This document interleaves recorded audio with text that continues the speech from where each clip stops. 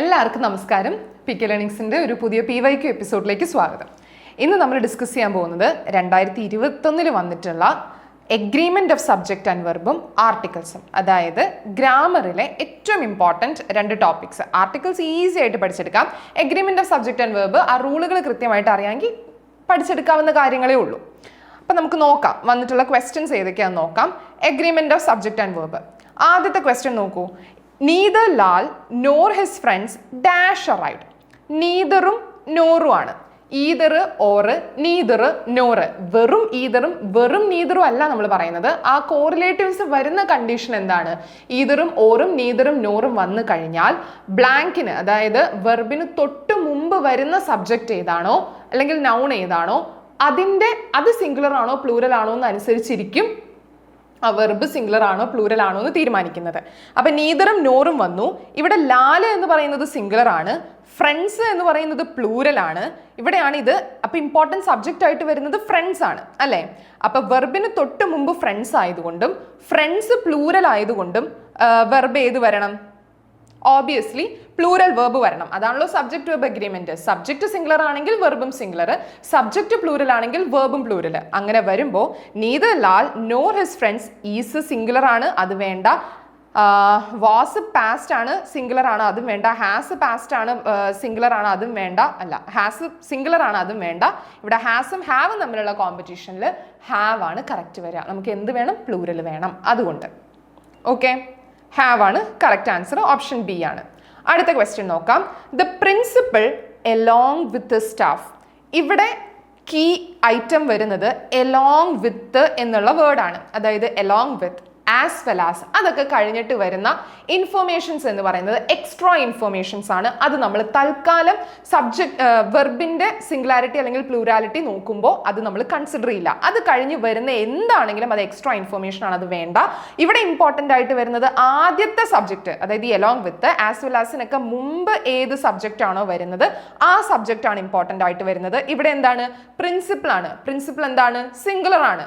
Subject singular ആണെങ്കിൽ വെർബും singular ആയിരിക്കണം. The principal along with the staff dash going for a picnic എന്ന് പറയുന്നത് is going for a picnic ആയിരിക്കണം. Okay, കാരണം singular ആയിരിക്കണം.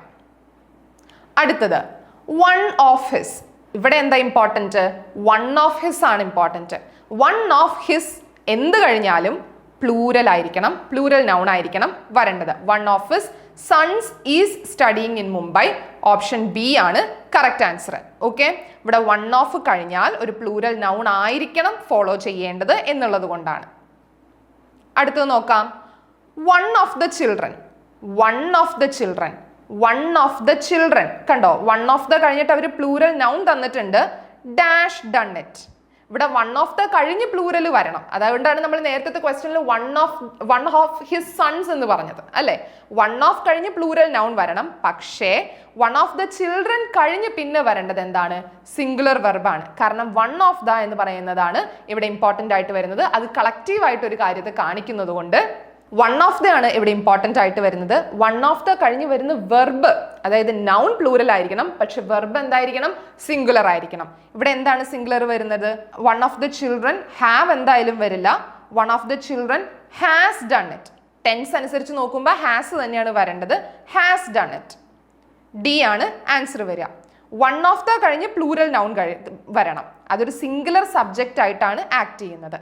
പക്ഷെ അതിനുശേഷം വരുന്ന, അതുകൊണ്ട് തന്നെ അതിനുശേഷം വരുന്നത് എന്തായിരിക്കണം?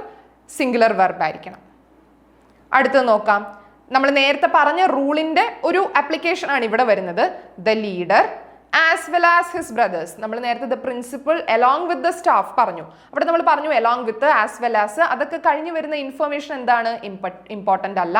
അതിന് മുൻപ് വരുന്നത് മാത്രം നോക്കിയാൽ മതി. The leader. ദ ലീഡർ എന്ന് പറയുന്നത് എന്താണ്? സിംഗുലർ ആണ്. അപ്പൊ വെർബ് എന്തായിരിക്കണം? സിംഗുലർ ആയിരിക്കണം. Is belong, are belong, belong. Is belong അല്ല, ബിലോങ്ങിന്റെ correct form of singular form എന്ന് പറയുന്നത് ബിലോങ്സ് എന്നുള്ളതാണ്. അപ്പൊ the leader as well as his brothers belongs to the same tribe എന്നുള്ളതാണ് കറക്റ്റ് ആൻസർ. ഓപ്ഷൻ സി ആണ് വരിക.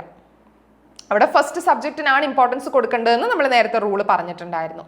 ഇവിടെയും സെയിം സാധനം റിപ്പീറ്റ് ആണ്. The captain as well as the players. As well as കഴിഞ്ഞു വരുന്ന സബ്ജക്റ്റിന് നമ്മൾ ഇമ്പോർട്ടൻസ് കൊടുക്കണോ? അത് സെക്കൻഡ് സബ്ജക്റ്റ് ആണ്. As well as along with കഴിഞ്ഞു വരുന്ന സബ്ജക്റ്റിനല്ല, അതിന് മുൻപ് വരുന്ന സബ്ജക്റ്റിനാണ് ഇമ്പോർട്ടൻസ്. ദ ക്യാപ്റ്റൻ, ക്യാപ്റ്റൻ എന്താണ്? സിംഗുലർ ആണ്. അപ്പോൾ ഓബിയസ്ലി ദ ക്യാപ്റ്റൻ വേറെ വരുമോ? ഇല്ല, കാരണം ക്യാപ്റ്റൻ സിംഗുലർ ആയതുകൊണ്ട് നമുക്ക് എന്ത് വേണം? വെർബും സിംഗുലർ തന്നെ വേണം. Was responsible for the failure. ആറും പ്ലൂരൽ ആണ്, ഹാവ് വരില്ല. Okay, was responsible for the failure എന്നുള്ളത് ഓപ്ഷൻ ബി ആണ് ഇവിടെ കറക്റ്റ് ആൻസർ വരിക. അടുത്ത ക്വസ്റ്റ്യൻ നോക്കാം. ഇത് വേറൊരു റൂളാണ്. Each of the students dash given a gift. Each of the students dash given a gift. ഇവിടെ സ്റ്റുഡൻസ് പ്ലൂരൽ ആണ്, പക്ഷേ each, every, either, neither. Each, every, ether,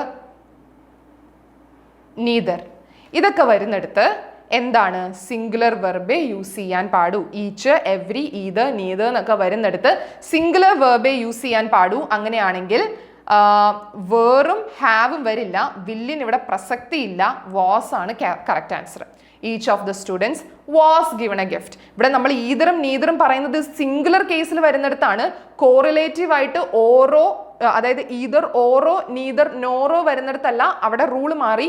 ether, Auro, neither, noro വരുന്നിടത്ത് നമ്മൾ എന്താ പറഞ്ഞത്?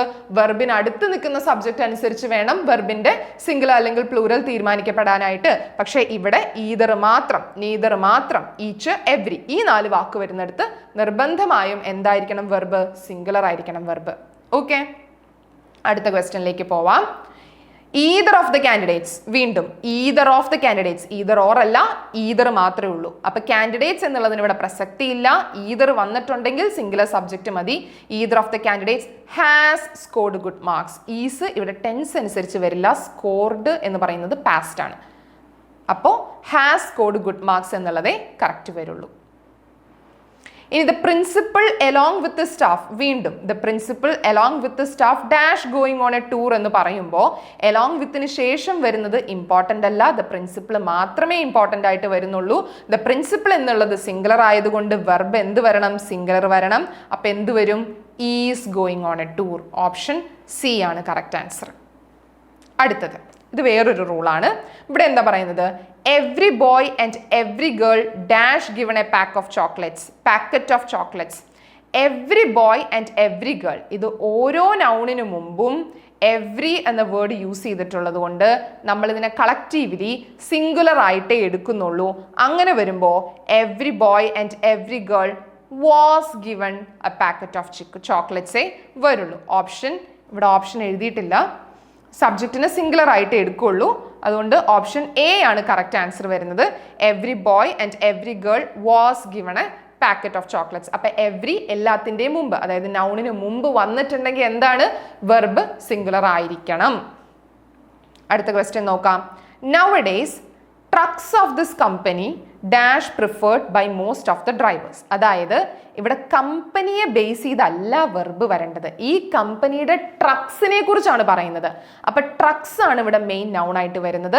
Trucks of this company. അപ്പൊ ട്രക്കിനെ base ചെയ്ത് വേണം ഇവിടെ വെർബ് വരാനായിട്ട്. ട്രക്സ് പ്ലൂരൽ ആയതുകൊണ്ട് വെർബും പ്ലൂരൽ ആയിരിക്കണം. Are preferred by most of the drivers. A ആണ് കറക്റ്റ് ആൻസർ വരുന്നത്. ഓക്കെ, ട്രക്സ് പ്ലൂരൽ ആയതുകൊണ്ട് വെർബും പ്ലൂരൽ ആയിരിക്കണം. Nowadays trucks of this company are preferred by most of the drivers എന്നുള്ളതാണ് കറക്റ്റ് സ്റ്റേറ്റ്മെന്റ് വരുന്നത്.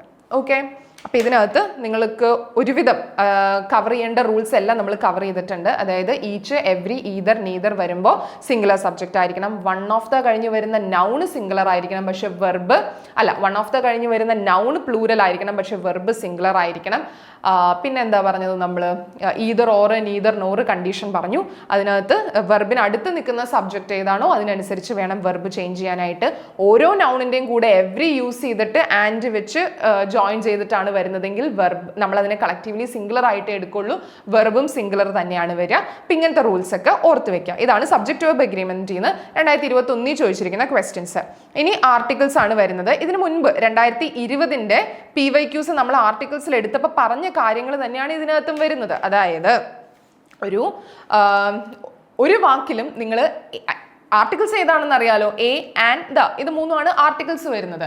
അതിനകത്ത് ദ സ്പെസിഫിക് കാറ്റഗറിയിലാണ് വരുന്നത് അല്ലെ, റിവേഴ്സിന്, ചില മൗണ്ടൻ റേഞ്ചസിന്, പക്ഷെ ചില മൗണ്ടൻസിന്, അതായത് പീക്കുകൾക്ക് യൂസ് ചെയ്യില്ല. കാരണം ഹിമാലയാസിന് നമ്മൾ ദ ഹിമാലയാസ് എന്ന് പറയും, പക്ഷെ എവറസ്റ്റിന് നമ്മൾ ദ എവറസ്റ്റ് എന്ന് പറയില്ല, അത് പീക്ക് ആയതുകൊണ്ടാണ്. റേഞ്ചസിനെ, മൗണ്ടൻ റേഞ്ചസിനെ നമ്മൾ ദ യൂസ് ചെയ്യുള്ളൂ. പിന്നെ നമ്മൾ മ്യൂസിക്കൽ ഇൻസ്ട്രുമെന്റ്സിന് ദ യൂസ് ചെയ്യും, റിവേഴ്സിന് ദ യൂസ് ചെയ്യും, അങ്ങനെ കുറച്ച് സ്പെസിഫിക് കാറ്റഗറി. അല്ലാതെ എയും ആനും നമ്മൾ ജനറൽ ആയിട്ട് യൂസ് ചെയ്യുന്ന പല കാര്യങ്ങൾക്കും എയും ആനും ആണ് യൂസ് ചെയ്യുക. അതിനകത്ത് എ യൂസ് ചെയ്യാനായിട്ട് നമ്മൾ സാധാരണഗതിയിൽ പഠിച്ചു വെച്ചിരിക്കുന്നത് ഫസ്റ്റ് ലെറ്റർ വവൽ ആണെങ്കിൽ എന്നാണ്, അല്ല ഫസ്റ്റ് ലെറ്റർ കോൺസണന്റ് ആണെങ്കിൽ എന്നാണ്. എന്താണ് consonant? A E I O U അല്ലാത്ത എല്ലാ ലെറ്റേഴ്സും ആണ് കോൺസണൻസ് എന്ന് പറയുന്നത്. പക്ഷെ നിങ്ങൾ ഇതിനകത്ത് ചെറിയൊരു മാറ്റം വരുത്തി വേണം പഠിക്കാനായിട്ട്. കോൺസണന്റ് സൗണ്ടിനാണ് നിങ്ങൾ ഇമ്പോർട്ടൻസ് കൊടുക്കേണ്ടത്. അതിപ്പോൾ വവൽ സൗണ്ട് ആണെങ്കിൽ വവൽ സൗണ്ട് വരുന്നിടത്താണ് നിങ്ങൾ ആൻ യൂസ് ചെയ്യേണ്ടത്. വവൽ അല്ലെങ്കിൽ കോൺസണന്റ് സൗണ്ട് വരുന്നിടത്താണ് നിങ്ങൾ എ യൂസ് ചെയ്യേണ്ടത്. വവൽ വെച്ച് ആരംഭിച്ചു എന്ന് കരുതി നിങ്ങൾ അതിന് ആൻ യൂസ് ചെയ്യണമെന്ന് നിർബന്ധമില്ല. ഫോർ എക്സാമ്പിൾ, ഇപ്പോൾ യൂറോപ്യൻ എന്നെഴുതുമ്പോൾ ഇവിടെ ഇ വെച്ചാണ് സ്റ്റാർട്ട് ചെയ്യുന്നത് അല്ലെ. ഇ എന്ന് പറയുന്നത് ഓബ്വിയസ്ലി ഒരു വവലാണ്, A E I O U കാറ്റഗറിയിൽ വരുന്ന ഇ. പക്ഷെ അതിന്റെ ഉച്ചാരണം ഇയുടെ ഉച്ചാരണത്തിലല്ല വരുന്നത്. എങ്ങനെയാണ്? യൂറോപ്യൻ എന്നാണ് വരുന്നത്. ഓക്കെ, യൂറോപ്യൻ എന്ന് വരുന്നത് കൊണ്ട് ഈ യ സൗണ്ടിൽ സ്റ്റാർട്ട് ചെയ്യുന്നത് കൊണ്ടും ഈ യൂറോപ്യൻ എന്ന് പറയുന്നത് കൊണ്ടും അതെന്തല്ല, യ അല്ലെങ്കിൽ യു എന്ന് പറയുന്നത്. യു എന്ന് പറയുന്നത് ഒരു വവൽ ലെറ്റർ ആണ്. അതായത് ഈ യു നിങ്ങൾ ഇവിടെ മിസ്റ്റേക്ക് ചെയ്യരുത്. ഓക്കെ, അബദ്ധത്തിൽ പോലും അങ്ങനെ വിചാരിക്കരുത്. യു അല്ല, അംബ്രല്ല, ആൻ അംബ്രല്ല എന്നാണ് നമ്മൾ പറയുന്നത്. യുവിന്റെ, അതായത് ഇത് സിലബിൾ ഫെനറ്റിക്സ് തമ്മിലുള്ള ബന്ധങ്ങളാണ്. അംബ്രല്ല എന്ന് പറയുമ്പോൾ നമ്മൾ ആൻ അംബ്രല്ല എന്ന് യൂസ് ചെയ്യുന്നതും യൂണിവേഴ്സിറ്റി എന്ന് പറയുമ്പോൾ നമ്മൾ എ യൂണിവേഴ്സിറ്റി എന്ന് യൂസ് ചെയ്യുന്നതിൽ വ്യത്യാസം ഇത് കാരണമാണ്. കാരണം യു എന്ന് പറയുന്നത് ഒരു വവൽ ആണെങ്കിലും യുവിന്റെ വവൽ സൗണ്ട് വരുന്നത് എന്നായിരിക്കണം. ഓക്കെ, യു തന്നെ വരുമ്പോൾ അത് നമ്മൾ ഈ യു ആയിട്ട് എടുക്കുന്നതും അതിന്റെ ഫസ്റ്റ് ലെറ്റർ വൈ, അതായത് യ സൗണ്ടിൽ സ്റ്റാർട്ട് ചെയ്യുന്നത് കൊണ്ട് അത് നമ്മൾ ഒരിക്കലും എന്തായിട്ട് എടുക്കില്ല, വവ്വലായിട്ട് എടുക്കുന്നില്ല. ഓക്കെ, അതുകൊണ്ടാണ് യൂറോപ്യൻ എ യൂറോപ്യൻ ആവുന്നത്, ആൻ യൂറോപ്യൻ വരില്ല. യൂണിവേഴ്സിറ്റി എ യൂണിവേഴ്സിറ്റിയാണ്, ആൻ യൂണിവേഴ്സിറ്റി അല്ല. പക്ഷെ അംബ്രല്ല എന്ന് പറയുന്നത് എന്താണ്? ആൻ അംബ്രല്ലയാണ്. ഇനി വേറൊരെണ്ണം പറയാം, വൺ ഐഡ് മാൻ. ഇതൊക്കെ സ്ഥിരം ചോദിക്കുന്ന ക്വസ്റ്റ്യൻസ് ആണ്. വൺ ഐഡ് മാൻ എന്ന് പറയുമ്പോൾ ഇതിന്റെ ഫസ്റ്റ് ഉച്ചാരണം വരുന്നത് എന്താണ്? വ ആണ്. വ എന്ന് പറയുന്നത് ഒരിക്കലും ഒരു വവൽ സൗണ്ട് അല്ല. നിങ്ങൾ ലെറ്റേഴ്സ് നോക്കിയല്ല എയും ആനും തീരുമാനിക്കേണ്ടത് എന്ന് പറയാനാണ് ഞാൻ ഇവിടെ ഉദ്ദേശിക്കുന്നത്. ലെറ്റേഴ്സ് നോക്കിയല്ല, നിങ്ങൾ ഉച്ചരിക്കുമ്പോൾ വരുന്ന ഉച്ചാരണം എന്താണോ അത് വവൽ സൗണ്ട് ആണോ എന്ന് നോക്കിയിട്ട് വേണം നിങ്ങൾ എയും ആനും തീരുമാനിക്കാനായിട്ട്. അത്രേ ഉള്ളൂ. നമുക്ക് ഫസ്റ്റ് ക്വസ്റ്റ്യനിലേക്ക് പോവാം. Thirunelli temple is in the banks of dash Kabani river. River ആണ് യൂസ് ചെയ്തിരിക്കുന്നത്. റിവറിന്റെ കൂടെ നമുക്ക് അറിയാവുന്ന റൂളാണ് ദ ഉപയോഗിക്കണം. ഓക്കെ, അപ്പൊ അവിടെ എന്താ വരിക? Names of the river the എടുക്കാറുണ്ട്. അപ്പൊ the Kabani river, the Nile, the Amazon, the Ganga, ഇങ്ങനെയാണ് പറയാം.